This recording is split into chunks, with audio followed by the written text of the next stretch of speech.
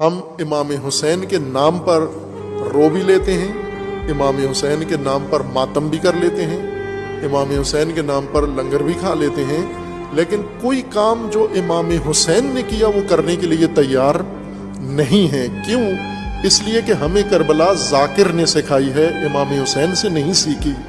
ہمارے معلم ذاکرین ہیں، ہمارے معلم حسین ابن علی نہیں ہیں۔ اور پھر ہم تعظیم محرم میں وہ کام کرتے ہیں جو امام حسین نے نہیں کیے۔ امام حسین علیہ السلام کے اوپر، امام حسین علیہ السلام کے ساتھ دشمنوں نے جو کام کیے وہ ہم نے سنت حسینی بنا لی۔ وہ ایک ایک چیز ہم نے باقاعدہ ترتیب کے ساتھ اس کو کربلا کی اور محرم کی رسمیں بنا لیا ہے۔ کیوں؟ کہ امام حسین علیہ السلام کے ساتھ یہ کچھ ہوا۔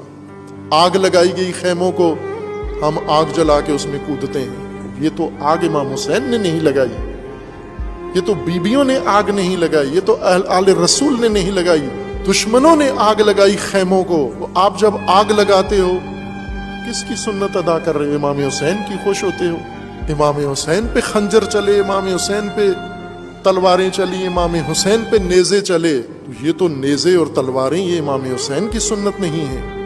جو امام حسین نے کیا وہ کر کے دکھاؤ، حسینی بنو، پہلا قدم اٹھاؤ، انکار کرو، اپنے زمانے کے یزید کا انکار کرو، معاہدہ نہ کرو اس کے ساتھ، اطاعت نہ کرو اس کی طاغوت کی۔